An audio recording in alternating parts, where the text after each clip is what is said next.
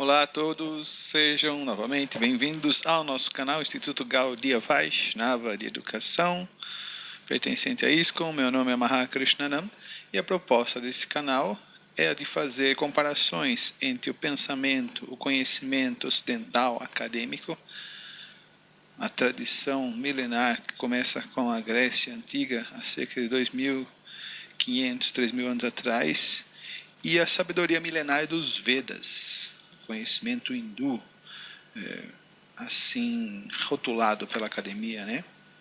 O conhecimento dos Vedas, especialmente de textos como Srimad Bhagavatam, Bhagavata Purana, Bhagavad Gita, as Upanishads, pela perspectiva do Gaudiya Vaishnavismo de Chaitanya Mahaprabhu. Hoje nós temos um tema bem interessante, bem peculiar para a proposta desse canal, e eu quero dividir ele com vocês, ok? Sejam bem-vindos, venham comigo.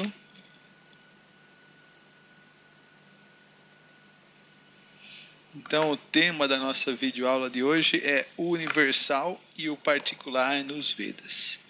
Então, o universal e o particular, ele provavelmente tem o seu pontapé, tem a sua gênese já em Platão, onde o universal abrange todas as coisas, especialmente em Platão. O universal vai ter um caráter transcendental,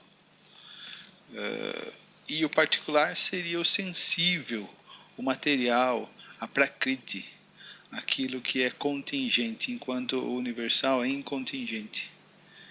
Tá ok? Certa vez a gente estava no seminário, na mesa da praçada, e eu estava falando sobre esse aspecto, sobre o universal, aquilo que abrange tudo. Por exemplo, a fome é um aspecto universal, no sentido de que um japonês sente fome, um alemão também sente fome e um brasileiro também sente fome, ou seja, todo ser humano sente fome. Então esse é uma motivação, é um sentimento universal. Não é que só o japonês sente fome e o africano não sente fome nenhuma, não precisa comer. Então isso é universal. Particular seria, por exemplo, algum aspecto particular da determinada cultura, né?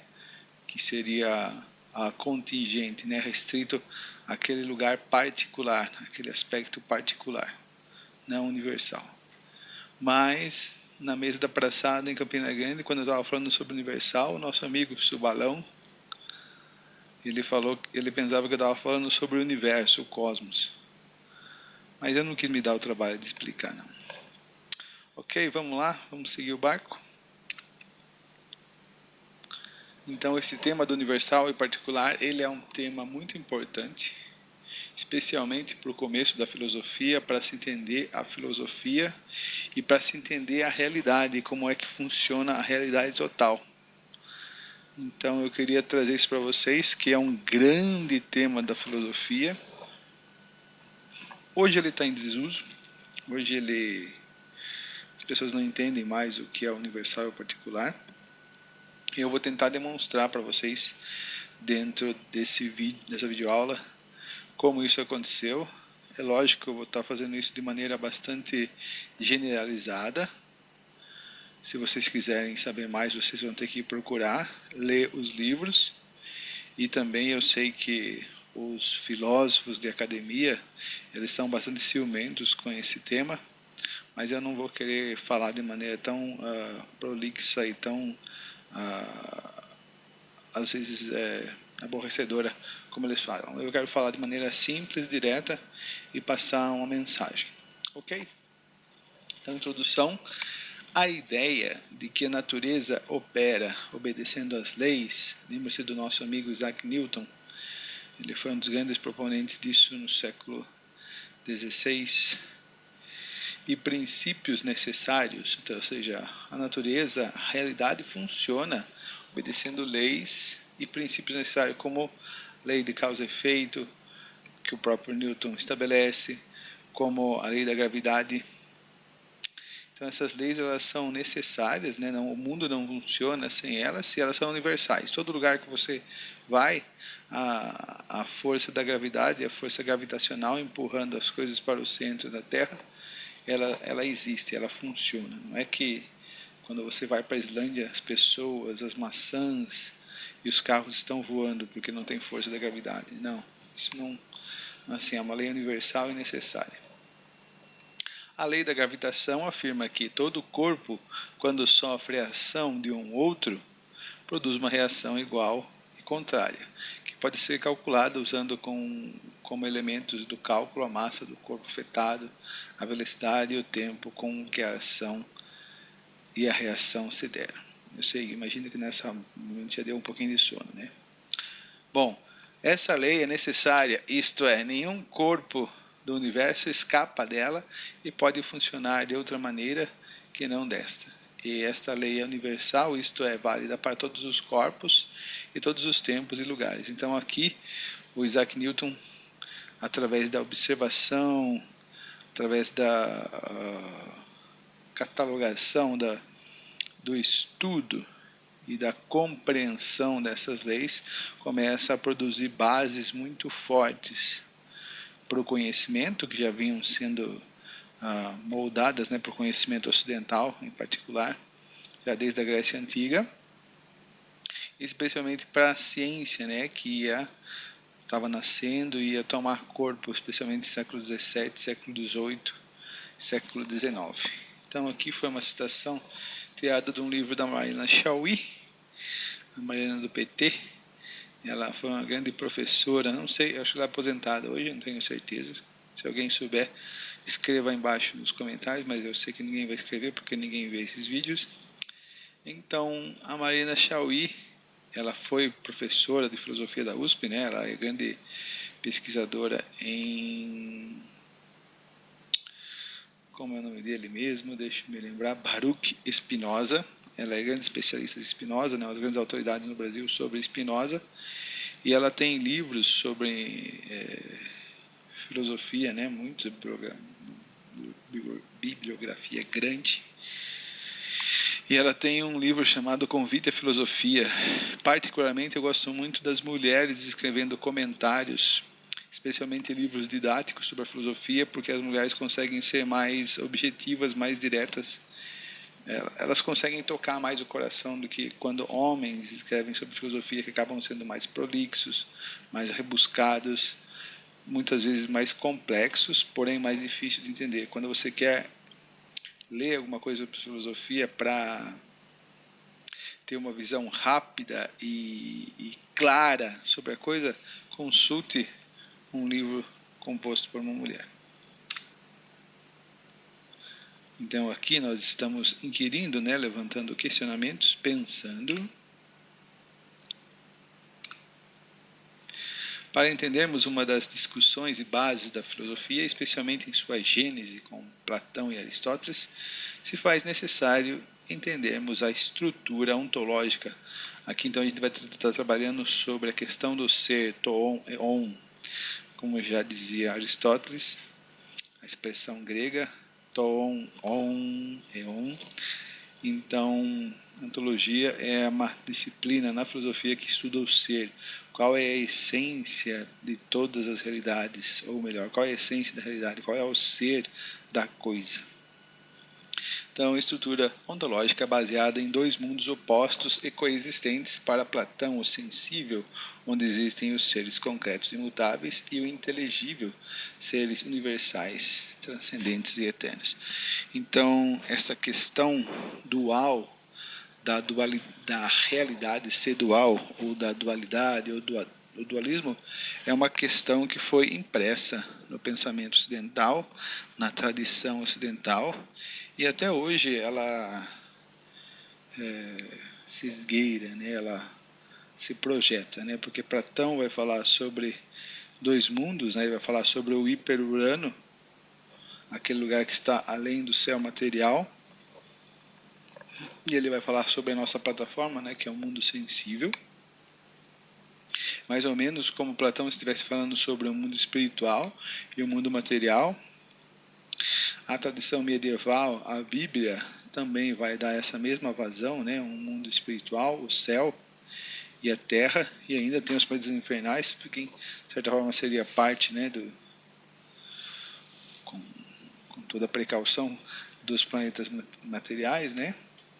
Então existe uma dualidade na realidade, né? Não existe uma realidade única, ela é dual, né? Uma realidade eterna, perfeita, imutável, onde as coisas permanecem e são, e uma realidade corruptível, que foi onde as coisas são criadas, onde as coisas são geradas, não são eternas, né? São geradas, passam a existir e são passíveis de geração e de corrupção. Elas envelhecem, morrem, caem no esquecimento. Então uma tem todos esses defeitos, esses problemas, e outra é perfeita.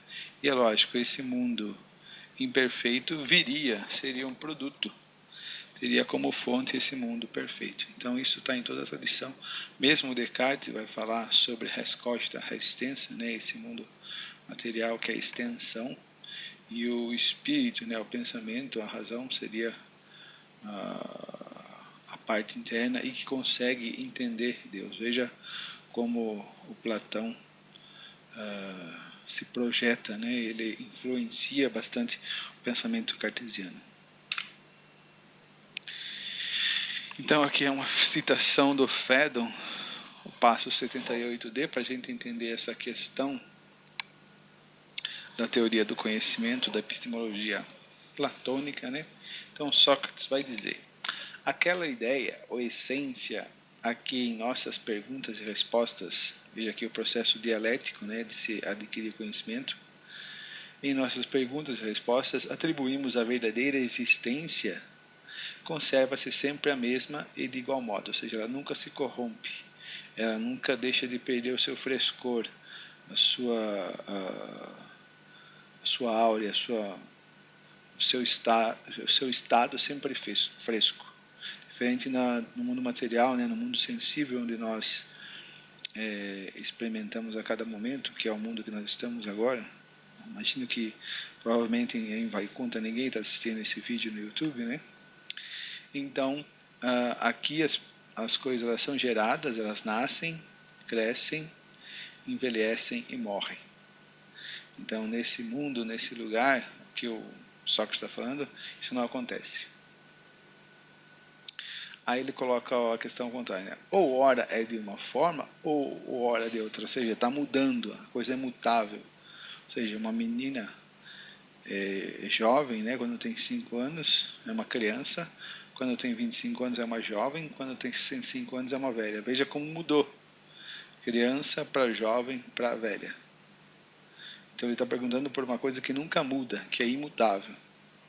Ao passo que no mundo material tudo é mutável, tudo está mudando. O igual em si, a fonte do que é igual, né? O belo em si, a fonte de todas as coisas belas. Aonde é esse lugar? O que é a fonte? Nós vemos vários exemplos, facsímile, como o Sócrates vai falar, da beleza, né? Uma garota, um rapaz, uma flor, o mar, tudo isso é muito belo.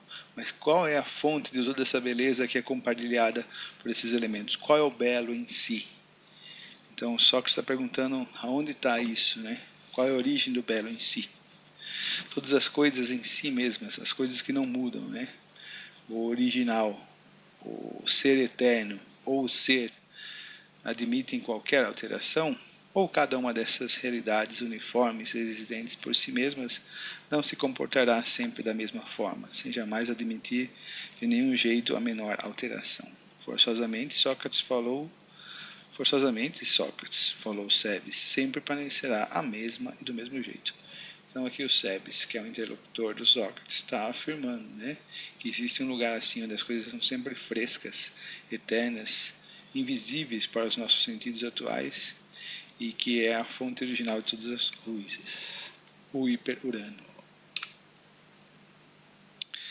Então, isso está no começo da tradição ocidental, o mundo ocidental. Então, levando em consideração o berço grego, ele começa com esses postulados, né, que existe um mundo perfeito e originário, do qual esse mundo corruptível e sensível surge e vem.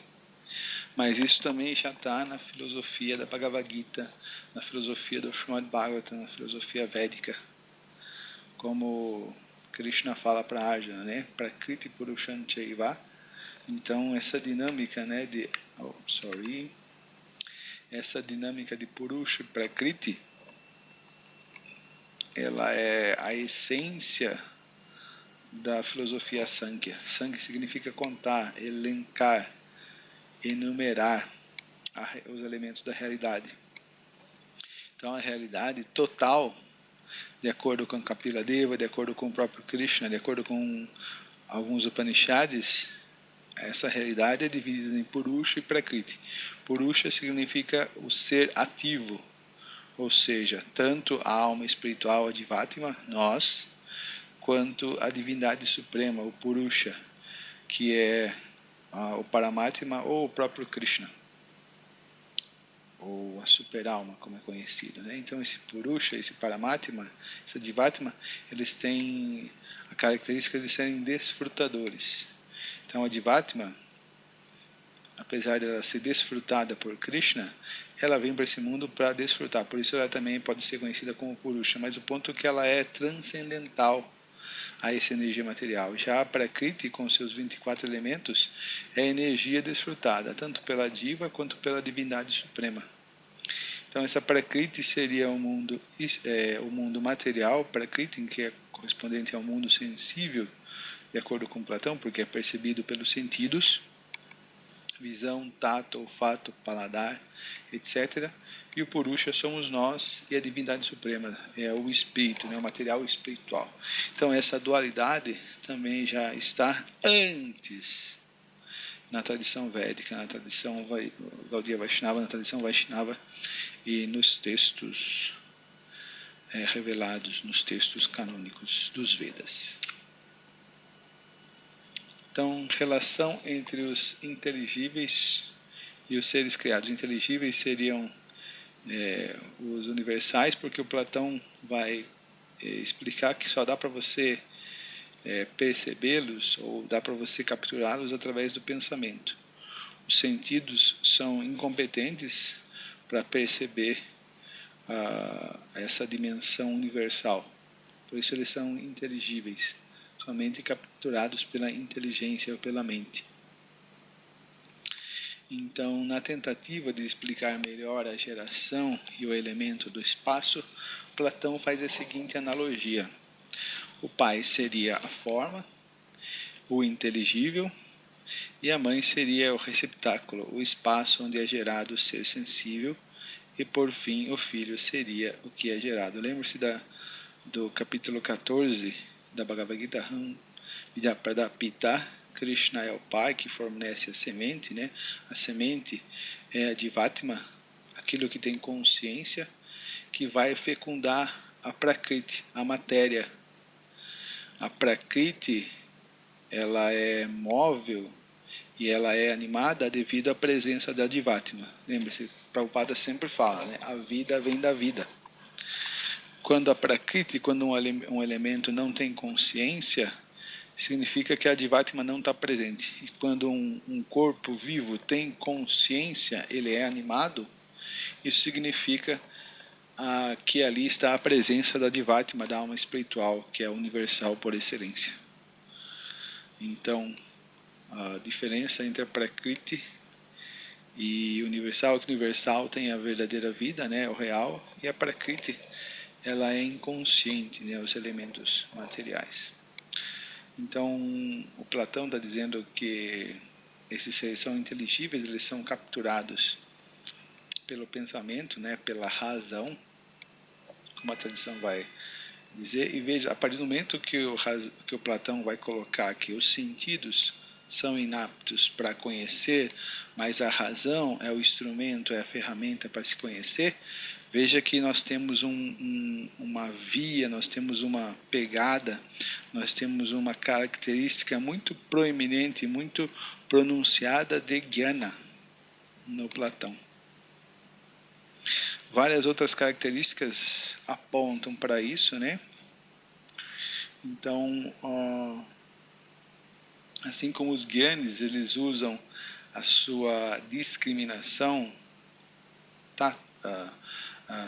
o poder de discernimento Nyaya, a lógica para entender isso é o Brahman, isso não é o Brahman, também o Platão, através de um processo dialógico, a dialética, ou seja, ouvir, através do processo de discussão auditiva, você chega-se ao conhecimento, né, da verdade absoluta. Então existem muitos pontos de semelhança. Outro ponto é que o Platão, ou melhor, o Sócrates, né, o Platão pela boca do Sócrates vai dizer que esse bem em si, que é essa verdade absoluta, ele é indizível, você não pode falar sobre ele, porque ele é totalmente transcendental. Então, ele é o bem em si, e aí ele vai descrever um pouco sobre o Sol, que seria o filho do bem. Então também tem essa característica, né? Assim como o Brahman é uma energia autorrefulgente, o Platão, o Sócrates vai usar exatamente o exemplo do Sol, assim como nós temos também na tradição cristã, né? São Bento, né? Aquele que viu o Sol, essa luz tal, totalmente refulgente nos seus últimos momentos de morte. Então, o Platão ele tem uma base teológica muito interessante, muito profunda, que dá para fazer comparações e encontrar semelhanças com os Vedas, mas ele tem essa pegada mais forte de Jnana, porque Bhakti você não consegue chegar através da especulação mental, através do exercício racional, neti, ou seja, de discriminação, né? Viveka, separando isso daquilo através da razão, através do exercício racional e acompanhado de austeridades, retirando os sentidos dos objetos sentidos, temperança platônica. Aí nós temos um processo teológico muito interessante já em Platão. Ou seja, o mundo ocidental, lógico, que está há anos longe de Bhakti. Bhakti, quando eu quero dizer, Bhakti significa quando você já tem o conhecimento do nome, forma, qualidades e atividades da verdade absoluta desse Brahman. Você já tem a revelação. Um devoto, um bhakta, ele compartilha bhakti. Bhakti também significa compartilhar. Então, as boas novas, a realidade transcendental, a forma, o nome, os passatempos, as qualidades da verdade absoluta, ele compartilha. Como o próprio Chaitanya Mahaprabhu explica, né? Brahmanda Brahmite Kona Bhagavan Jiva Guru Krishna Prasadipai Bhakti Lata Bija. Então, o Bhakta, o devoto puro de Krishna, ele é o Guru e ele planta essa semente de Bhakti. Então, para você começar o processo de Bhakti, você precisa ter o contato com o Bhakta e ter fé nele e fé no seu processo dialético, ou seja, tem que ter fé no que o Bhakta está dizendo, nas revelações que o Bhakta está fazendo a partir dos Vedas, porque o Bhakta é aquele que tem a compreensão madura, que tem a compreensão perfeita sobre os Vedas e por isso pode ensinar os Vedas, aquele que tem a realização de Bhagavan, da personalidade de Deus.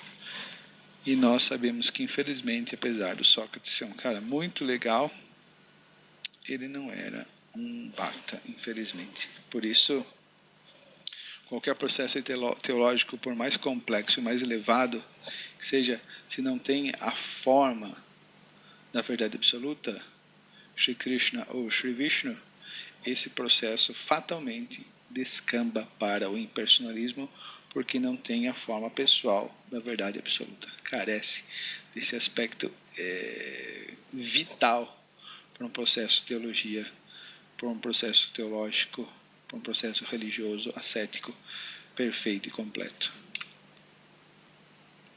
Teoria do conhecimento em Platão. Platão diz que as coisas sensíveis, mundo fenomênico, não são passíveis de conhecimento. Ou seja, o conhecimento não está aqui, o objeto de conhecimento, a verdade não está aqui, pois estão em constante movimento. Como é que alguma coisa pode ser se ela está mudando? Então, para alguma coisa ser, de acordo com o pensamento platônico, ela precisa permanecer, ou seja, ela precisa ser eterna. Verdade realidade, permanência, eternidade, esses são sinônimos. Uma coisa não pode ser real e verdadeira se ela está mudando, se ela é mutável. Então a verdade, a realidade, ela tem a característica de ser imutável, sempre permanecer fresca, sempre permanecer a mesma. Então esse mundo material aqui, ele é corruptível, ele sempre está mudando. Por isso o conhecimento, o ensino não está nele, ele é uma cópia da realidade verdadeira e original. Assim, ele desenvolve a teoria das ideias, segundo a qual há um mundo inteligível, no qual os seres são ideias imutáveis. Ideias? Pô, a nossa amiga não conseguiu digerir isso muito bem. Ideias, mundo das ideias. Você já ouviu falar sobre isso? Mundo das ideias? Então, um monte de pateta na academia não consegue explicar o que é esse mundo das ideias, chegando a refutar, a recusar, a repudiar a filosofia platônica, ou então dando uma interpretação maluca, descabida, sem pé nem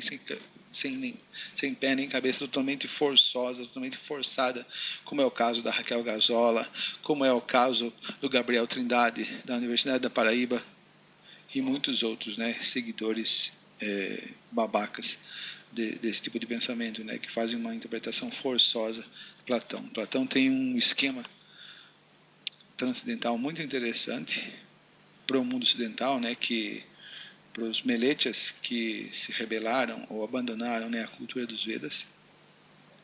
Mas em relação no mundo das ideias, veja como isso é abstrato, né? Veja como isso não faz sentido, como isso não satisfaz o coração. A nossa amiga também concorda com isso.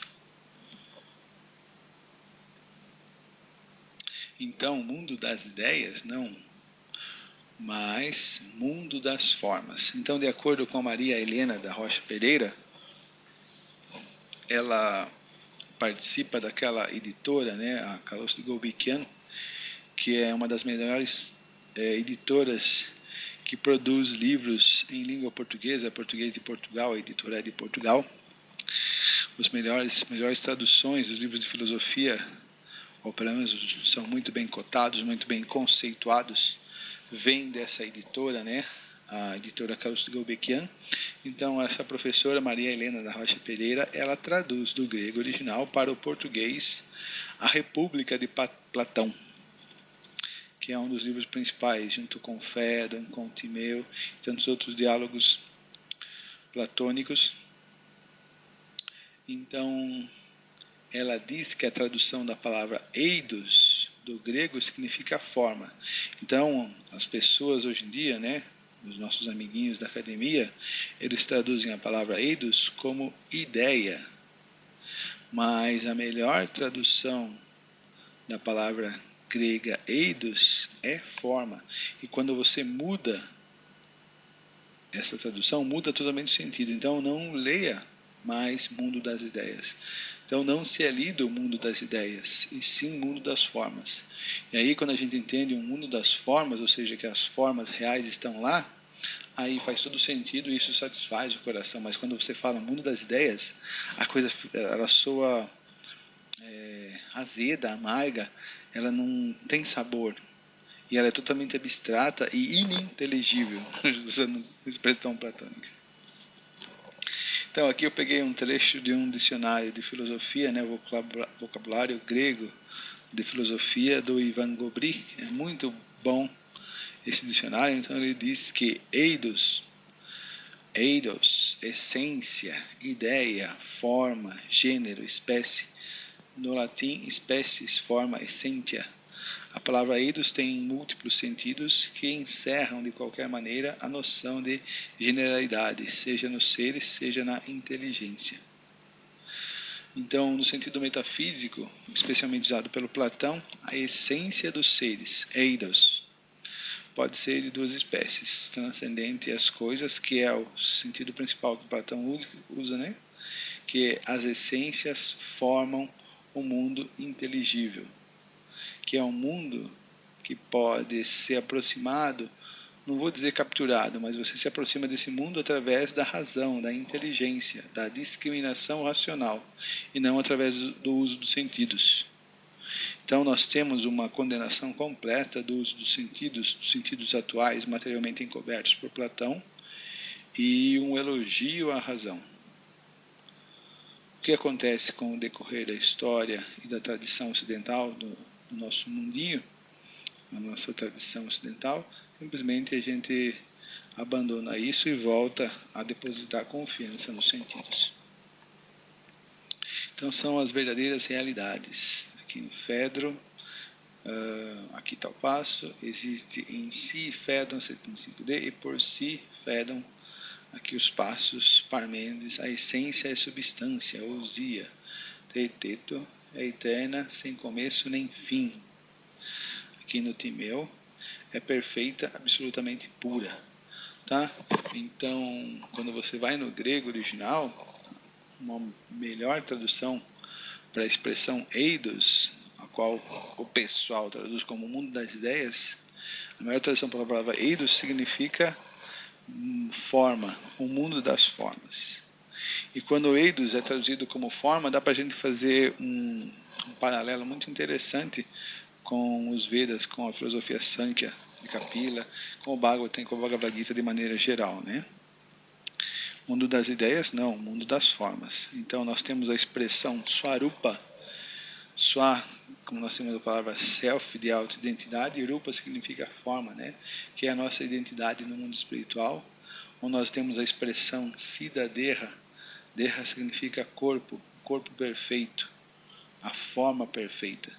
Nós temos a palavra Rupa em sânscrito, e aí sim a palavra Rupa ela pode ter uma ligação, ela pode ter um diálogo muito interessante com a palavra Eidos, que significa forma. Então, qual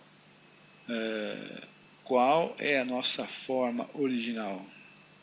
Aonde ela está? De onde ela vem? Qual é a forma original das coisas? Qual é a forma original dos seres? Então, essa palavra eidos, ela é impregnada com todo esse sentido, assim como a palavra Swarupa, ou a palavra Rupa, ou a palavra Siddha-Deha. Então, quando nós traduzimos eidos como forma, aí sim a coisa fica inteligível.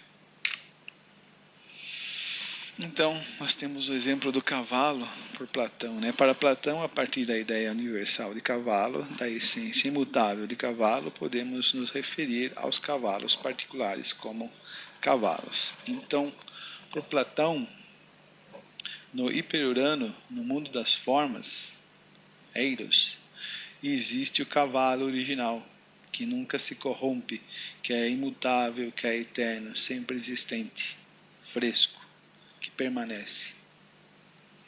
Então, desse cavalo original, o Demiurgos, que é uma figura bem interessante na filosofia platônica, aqueles que estudarem a filosofia de Platão, elas vão ver que esse Demiurgo também dá para fazer muitos paralelos, muitos contrapontos com a figura do Sr. Brahma, porque ele não é o Deus original, ele é o Deus criador. Ele é um ser autógeno, né, autocriado, e ele imprime, né, das formas originais do Eidos, né, no mundo das formas, ele imprime, ele faz a impressão, assim como uma copiadora, ele copia essas formas para o mundo material, para o mundo sensível, para o mundo fenomênico. A característica é que aqui essas formas são particulares, no sentido que você vai ter cavalos, tem a forma original do cavalo, mas você vai ter o cavalo islandês, que é um tipo de cavalo, depois você vai ter um quarto de milha, desculpa, eu não conheço espécies de cavalo, ou raças de cavalo, muito profundamente, né? Manga larga, puro sangue, você vai ter diversos tipos de cavalos, né? Mas o cavalo original, a forma eterna do cavalo, vem de ser Eidos, vem de ser mundo das ideias, mundo das formas.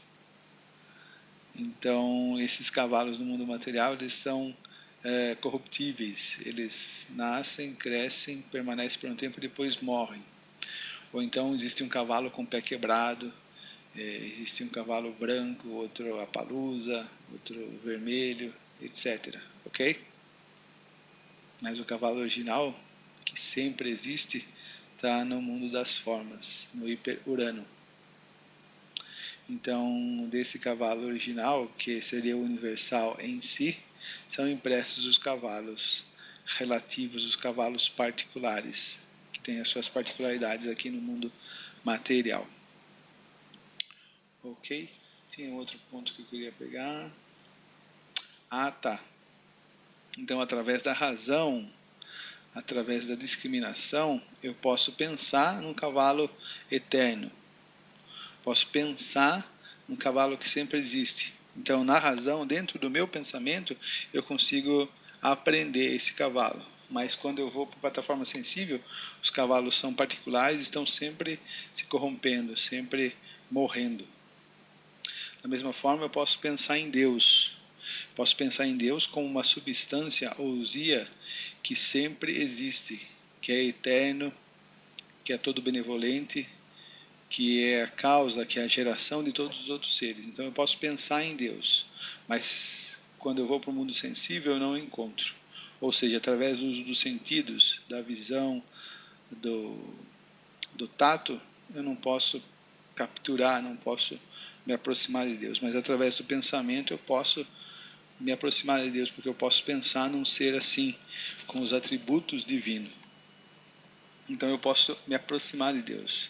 Porém, Deus, ele pessoalmente só se revela para aquele que se aproxima dele com devoção.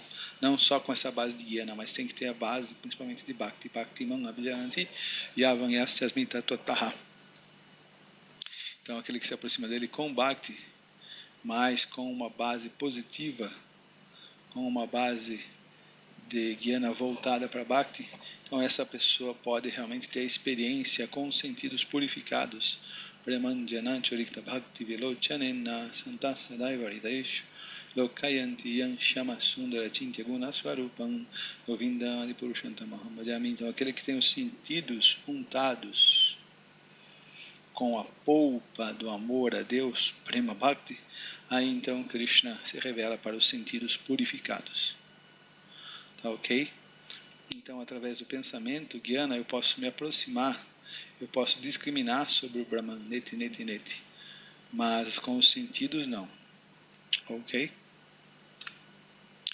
Já por nosso amigo Aristóteles, ele vai...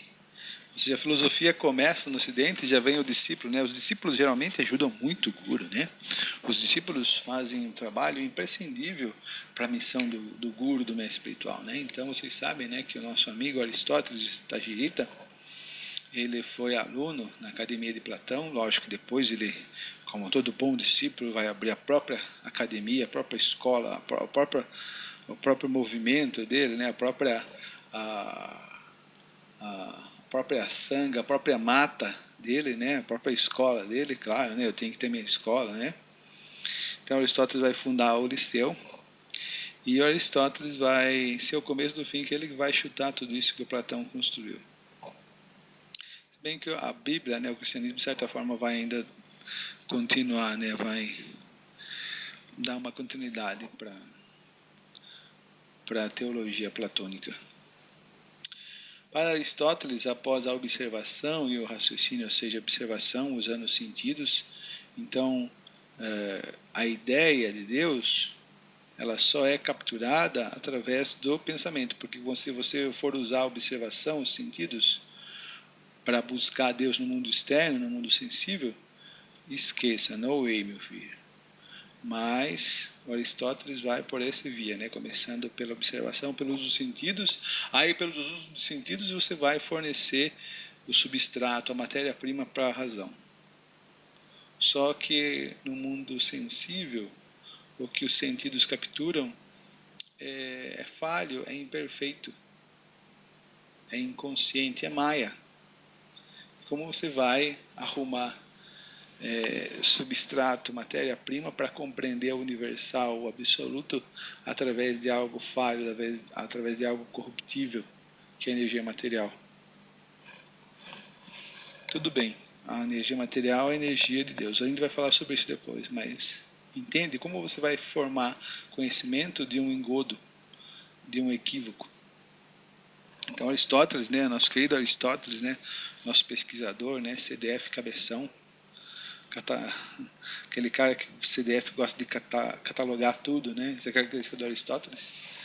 Então ele começa, né, após a observação, e daí pela observação, que é o produto do raciocínio de cavalos particulares, ou seja, da cavalaiada aí, né, desse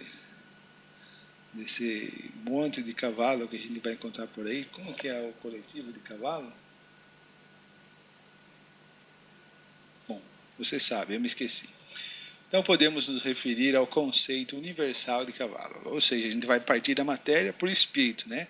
Da observação da matéria se compreende o espírito. Esse é o que o Aristóteles está propondo, né? Do processo indutivo se chega a Deus. O Platão é totalmente oposto, né? O processo dedutivo dos universais se entendem os particulares, né? Para Aristóteles, os conceitos universais nada mais são do que o resultado da atividade da razão, que primeiramente por experiência e indução categoriza e classifica a variedade no mundo sensível. Capturamos com a razão as estruturas universais inerentes ao conjunto das coisas particulares, e não de cada uma delas individualmente, pois de coisas particulares, tomadas em sua individualidade, só se podem descrever as características sensíveis. Em resumo, nós temos uma filosofia súrica, divina, no Platão, temos as bases para isso, né? Já na filosofia aristotélica nós temos as bases de uma filosofia especulativa e assúrica, demoníaca, desviada, porque utiliza dos sentidos da observação como base primordial. Em resumo, o Platão vai dizer que a verdade absoluta, que o universal, que a coisa em si, que o ser, ele está além desse mundo material. Já o nosso amigão Aristóteles, acho que ele gosta desse mundo, né? Ele coloca a rede lá na Praia da Barra, em Salvador, e fica lá, né? Então Aristóteles vai dizer que o ser, a verdade absoluta, o universal, o em si, está nesse mundo material. Então o Platão ele tem uma filosofia transcendente, radicalmente transcendente. Esse é uma das arestas, um dos pontos delicados no Platão. A filosofia do Platão é radicalmente transcendente. Já a filosofia do Aristóteles, apesar de ser muito acadêmico, muito científico, o método aristotélico, o sistema, né, o método de trabalho, mas ele propõe que o mundo, que a verdade absoluta, que a verdade absoluta é que o ser ele é imanente, que ele está nas coisas sensíveis, que ele está na prakriti, aqui na prakriti. Isso lembra a Sankhya do filosofia, a filosofia Sankhya do falso Kapila, né, dos Sadarshas, enquanto a filosofia platônica pende muito mais para a filosofia Sankhya do Kapila original, que é o filho de mãe de Vahuti e de Kapila Muni. Realistas versus nominalistas. Então agora a gente vai ver um pouquinho dos desdobramentos que isso ocorreu, especialmente a coisa vai desdobrar mais para o lado do Aristóteles, claro, sem dúvida. Não que não vão existir pessoas de bom senso, né, platonistas no mundo, né, seguindo a realidade. Então, como a natureza ateísta gosta dos objetos sensíveis, de desfrutar e explorar esse mundo material, e para você desfrutar, para você poder explorar, esse mundo material, você precisa colocar Deus dentro de um baú e fechar ele.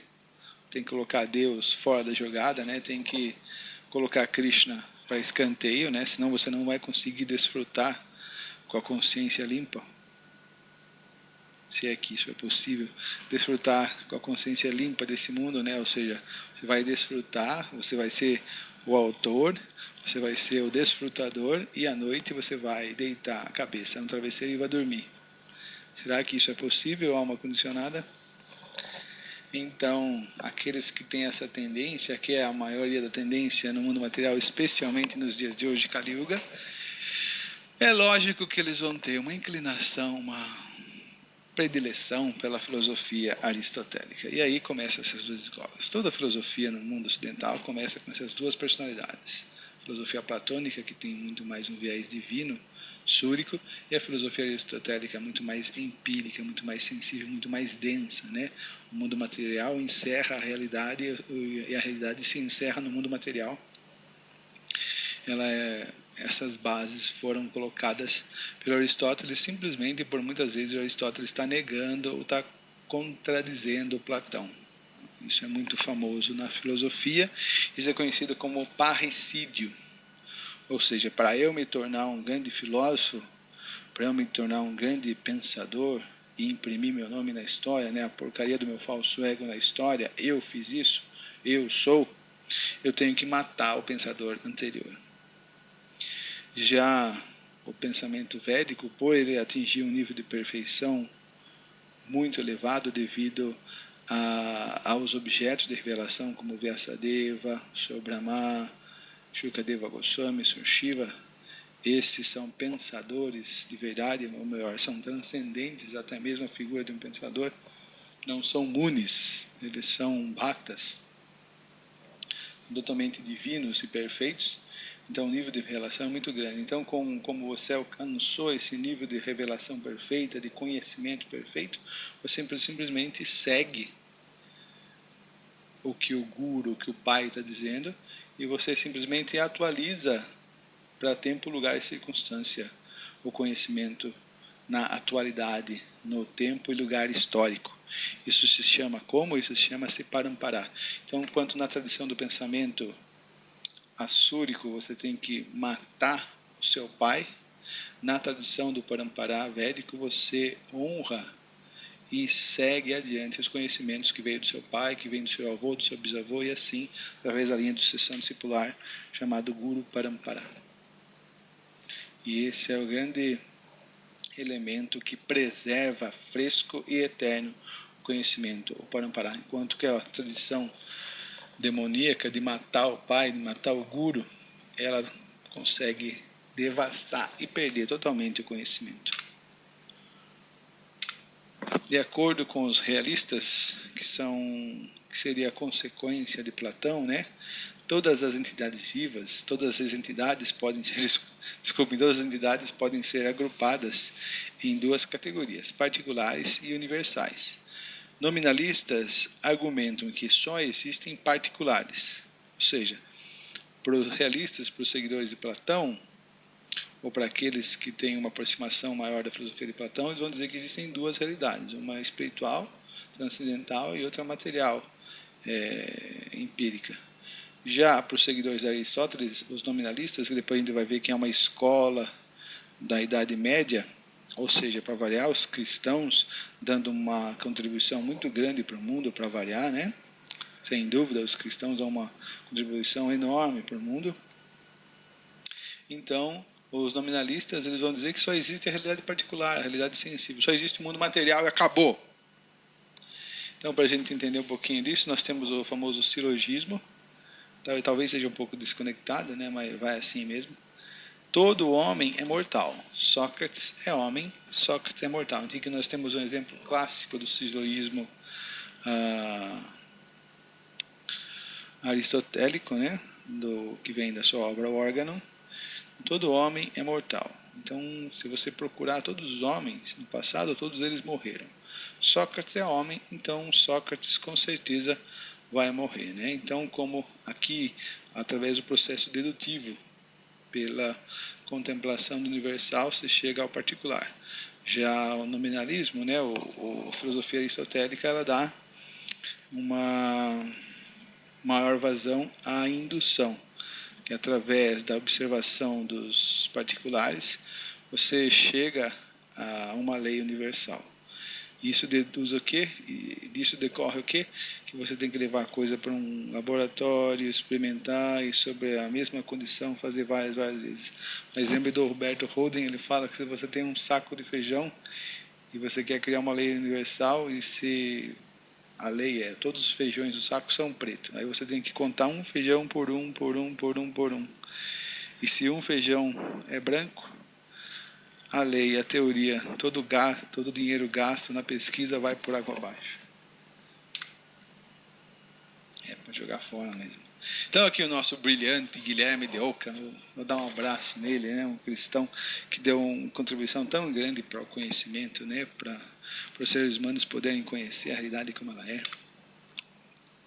Então, de acordo com a navalha de Ockham, é um princípio lógico e epistemológico que afirma que a explicação para qualquer fenômeno deve pressupor a menor quantidade de premissas possível, né? Corta tudo, corta tudo.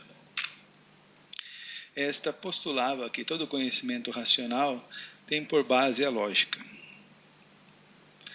Ou seja, o Platão está falando de lógica de uma maneira muito mais intuitiva. Já aqui a lógica é uma maneira muito mais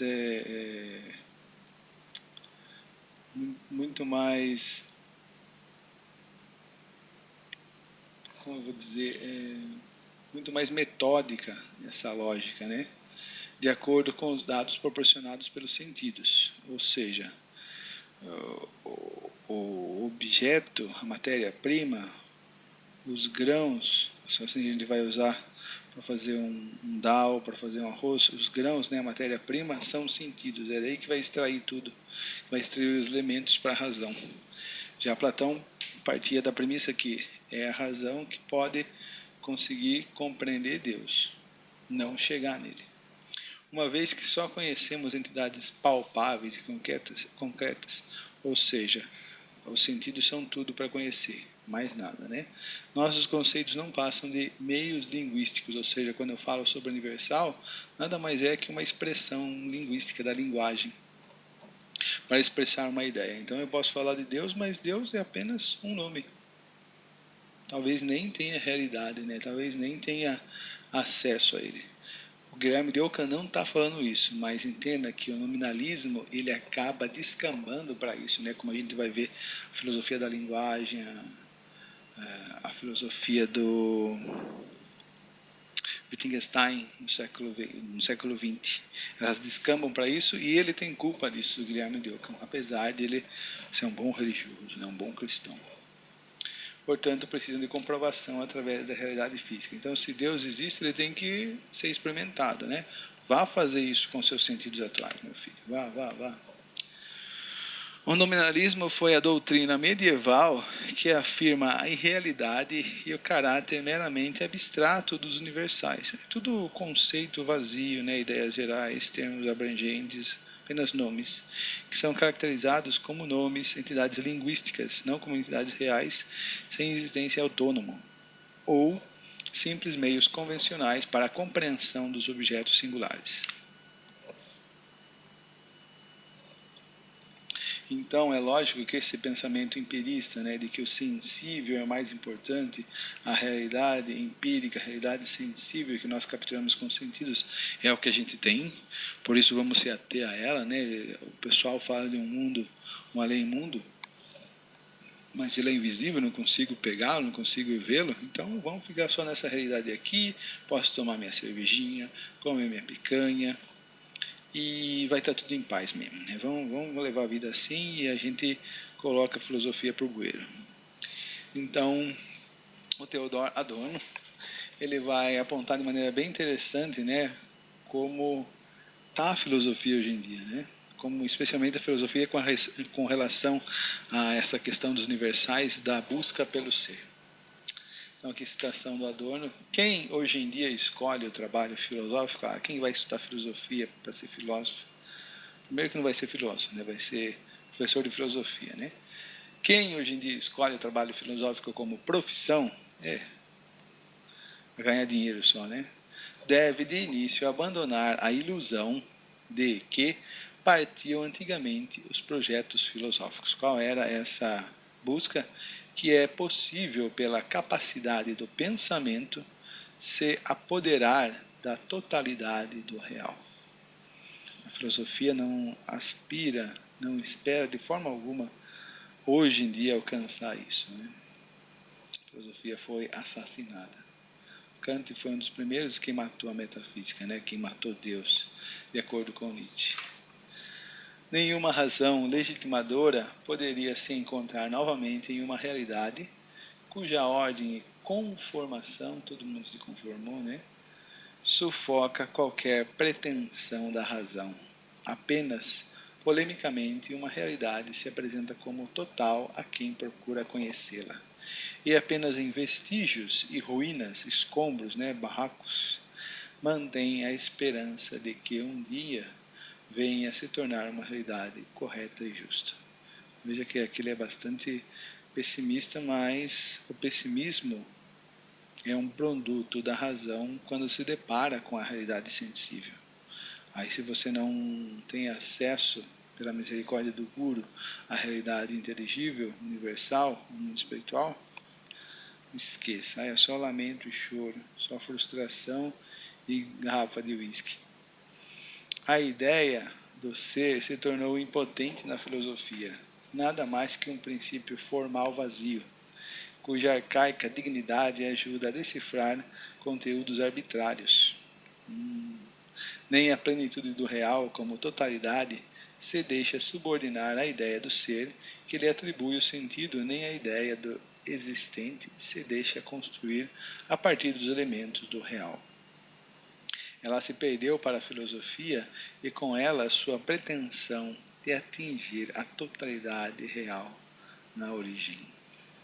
Então aí o Adorno solta uma bomba atômica na filosofia. Na verdade, ele só está fazendo uma leitura da condição de UTI atual da filosofia. Depois dele fazer essas duas citações, isso é um texto dele, ele vai começar a descrever as escolas, as linhas filosóficas contemporâneas dele, e vai ser devastador, deprimente, muito triste, gente.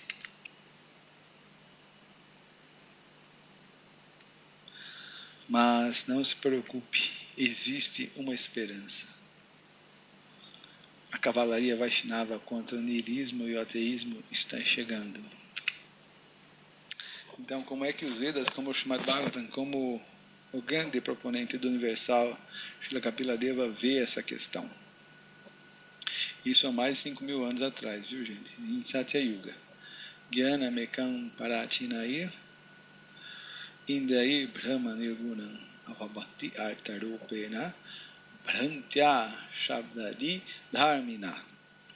Aqueles que não têm aversão à transcendência, que não são ateístas, que não são sem vergonhas, compreendem a suprema verdade absoluta de modo diferente através de percepção sensorial especulativa.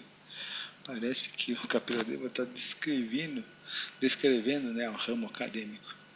E por isso, por causa da especulação equivocada, tudo lhes parece relativo. Então, aqueles que têm aversão, inveja de Deus, compreendem a verdade absoluta de modo diferente. Por quê? Porque eles estão usando os sentidos, ou seja, os sentidos, o objeto é o instrumento que vai colher os dados, a matéria-prima, para a razão. Então, eles sempre vão partir do particular, do fenomênico, para entender o transcendente, para tentar entender o universal. Qual é a questão? Que eles veem a coisa de maneira relativa, eles veem o múltiplo. Então, o múltiplo é uma energia, é um produto, é um objeto do Uno, do Brahman, da verdade absoluta, do universal em si. Só que quando você tenta conhecer o universal através dos sentidos, que apreendem o múltiplo, é impossível chegar ao Uno. Então, em vez de você conseguir enxergar, contemplar, conhecer o transcendente, o Uno, o Brahman, você só se depara com os objetos múltiplos. E aí você vai ter posição muito relativa. Isso é muito bom. Mas isso pode ser visto dessa outra perspectiva. Isso pode ser visto dessa outra perspectiva. Assim como o Kant vai falar das suas antinomias, né? Deus pode ser negado, como Deus pode ser afirmado pela própria linguagem. Se você for buscar sedimento para essa linguagem, para esse discurso, na plataforma sensível. a liberdade. A liberdade também é um objeto, o seu universal está no mundo espiritual. Liberdade, moksha, é uma qualidade transcendental. Você não vai encontrar liberdade em sua plenitude, em sua forma original aqui no mundo material, no mundo da Prakriti. Porque liberdade, moksha, é um elemento, é uma qualidade transcendente. Mas se você procura ela no mundo material, buscando os elementos, os sedimentos, a matéria-prima, através dos sentidos, então você pode montar um discurso que a liberdade existe, como eu sou livre, né? Pateta, ou então como eu sou totalmente preso a esse mundo. Então, através da linguagem, você pode falar do sim, não e do não, sim. Só que você não alcança o universal em si, a verdade absoluta. Então, é muito interessante como esse verso do Kapiladeva, ele resolve essa questão. Na plataforma sensível, empírica, você só encontra o múltiplo ou o particular. Já, se você quer conhecer o Uno, o Brahman, você tem que partir da plataforma racional, inteligível, mas você tem que calar, você tem que controlar os sentidos, deixar eles de lado.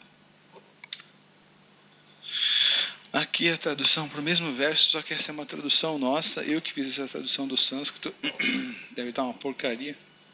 Eu sei. E eu usei essa tradução na minha dissertação de mestrado. Aqueles que têm uma disposição aversiva veem o Uno, que é indivisível, através do uso equivocado dos sentidos e da razão, que nesse momento estão encobertos. E aí, como estão encobertos, em vez de enxergar o Uno, em vez de enxergar o Brahman em todas as coisas, essas pessoas, esses dito pensadores fracassados, veem tudo de maneira relativa no mundo. Então, essa expressão relativa, o relativismo, é um conceito, é um entendimento bastante aquecido no momento atual, né? Tudo é relativo. Claro, está usando sentidos, mané. Aqui a tradução de Vishwanath Chakravarti Thakur, para o mesmo verso: o único Brahman, composto apenas de consciência, sem qualidades, qualidades como verdade, liberdade, tolerância, aparece por engano através dos sentidos materialmente direcionados para tomar a forma de vários objetos com qualidades como o som. O que é o som em si? O que é a coragem em si? Certo? São atributos, são qualidades do Brahman. Mas nós só enxergamos os exemplos, né? O exemplo de som, um exemplo de coragem. Mas aonde está a coragem em si? Onde está o som em si? Onde está a liberdade em si? Sua forma original, transcendental, universal. A gente apenas enxerga os exemplos, o facsímile, como diz Platão. Então, Platão também fala muito sobre o uso da razão, do intelecto.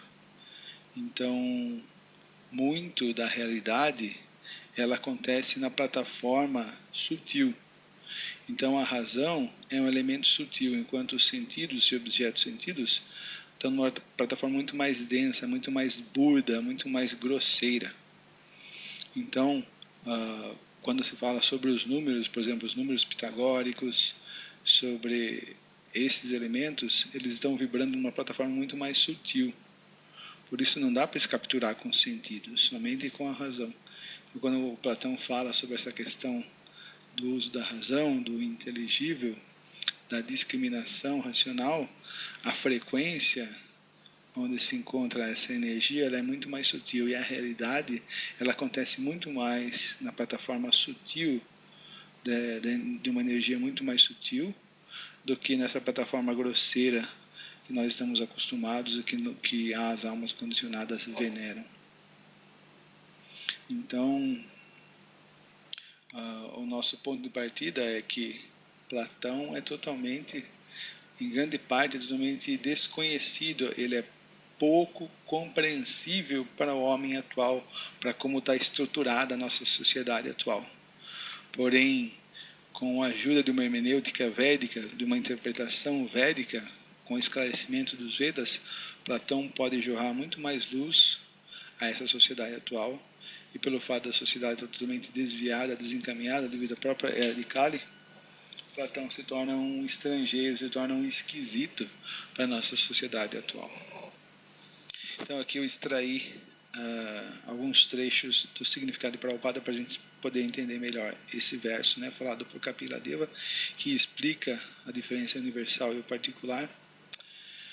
A suprema verdade absoluta, a personalidade de Deus, Krishna, é una e se espalha por toda parte através de seu aspecto impessoal. O Bhagavad Gita expressa-se isto claramente. O Senhor Krishna diz: tudo que se experimenta nada mais é que uma expansão de minha energia. Então, o particular, o múltiplo, seria uma energia, seria uma expansão Shakti desse Uno, desse Brahman, desse Parabrahman transcendental que é o Senhor Krishna. Percepções sensoriais dos nossos sentidos queridos, tais como a percepção auditiva do som de um tambor,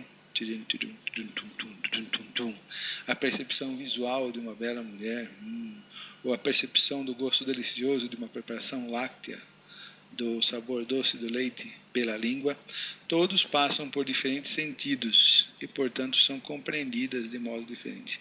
Então, tem essa questão dos sentidos serem particulares, tem a questão dos três modos encobrirem o conhecimento original da alma. Então, tem uma complexidade de elementos que cobrem o ser, o observador, a alma espiritual, e, portanto, a percepção que ela vai ter das coisas a partir dos sentidos e dos seus objetos, ela é muito polissêmica, ela é muito variada. Neste verso, afirma-se claramente que aqueles que são aversos à suprema personalidade de Deus especulam com a ajuda dos seus sentidos imperfeitos sobre a natureza da verdade absoluta. A concepção de Brahman sem forma, contudo, só pode ser recebida por recepção auditiva, que é o processo dialético do Platão, né? Que é o que Sócrates está fazendo com seus discípulos na ágora, na praça. É o processo dialético, é o processo de ouvir e perguntar, Shravana e Kirtana. Veja que o mesmo processo que já está nos Vedas, Shravana, Kirtana, Vishnu Smana, o processo de Navavidya Bhakti para se obter conhecimento da verdade absoluta, que é proposto por Prahlada Maharaj no Srimad Bhagavatam, está em Platão, está em Sócrates também. E não por experiência pessoal, né? Você tem que se aproximar de uma fonte que tenha conhecimento. E aí, pelo exercício dialético, né, por fazer perguntas, por fazer perguntas inteligentes, cabíveis, relacionadas ao Brahman, à verdade absoluta, ao universal, e por prestar serviço, por proporcionar conforto e ajuda a essa pessoa fica satisfeita e ela revela de maneira sonora, Shabda, Brahma, esse conhecimento para você através da via auditiva, né? Da via dialética, perguntas e respostas. Perguntas perfeitas obtêm respostas perfeitas. Portanto, conhecimento se adquire através de recepção auditiva. Tá bom, então concluindo, gente. Então os Vaishnavas, os devotos de Vishnu, os Bhaktas, que são os pensadores, não só pensadores, porque eles calaram essa característica, mas são os transcendentalistas mais elevados, os filósofos mais elevados, como afirma o Sócrates no Phaedon. Não que ele afirma que o Vaishnava é o filósofo, mas as características do filósofo no Phaedon são muito pertinentes a um Vaishnava, né? Então, os Vaishnavas entendem que Krishna, como Parabrahman, o Brahman transcendental, é o universal original, universal em si, e o particular, o plural, os elementos fenomênicos desse mundo material, dessa Prakriti, é uma manifestação temporária de suas energias. A energia não é diferente do energético, mas ela é captada pelos sentidos de maneira variada, de maneira múltipla, e isso confunde a entidade viva. Para se conhecer o Parabrahman, para se conhecer o Brahman, a necessidade de calar os sentidos e, através da razão, tentar se aproximar dele, mas o Vaishnava ainda cala essa característica especulativa e ele se aproxima de alguém que já tenha essa bhakti, que tenha contato com essa divindade suprema, que conheça o seu nome, a sua forma original, as suas atividades, as suas qualidades, e então isso é revelado, isso é passado de uma fonte fidedigna, autorizada, para essa pessoa receber, de maneira auditiva, dialética. Shravana Kirtana Vishnu Smaya. Já os Mayavadis, gente boas, eles entendem que só existe o Brahman, o universal, e o particular, o múltiplo, a energia material, é falsa e inexistente. Veja que tem graduações, né? E aí o nível mais baixo, né, os filósofos ocidentais, que só existe o particular, o sensível, e eles não conseguem explicar sua fonte de existência, de onde vem o sensível. Assim como os Mayavadis dizem que só existe o Brahman, mas eles não conseguem explicar de onde o particular, o múltiplo, a Maya, vem. Ok? Muito obrigado. Hare Krishna e tchau! Então espero que vocês tenham apreciado. É um tema bastante complexo, é um tema bastante profundo. Se tiverem dúvida, deixem aqui nos comentários, mas eu sei que eu não vou ter preocupação em responder, porque ninguém vai fazer pergunta. Isso é muito bom, me deixa numa posição muito cômoda, muito folgada. Posso cantar mais japa, posso mais adorar mais a deidade. Tenham um bom dia, uma boa tarde ou uma boa noite. Hare Krishna e tchau!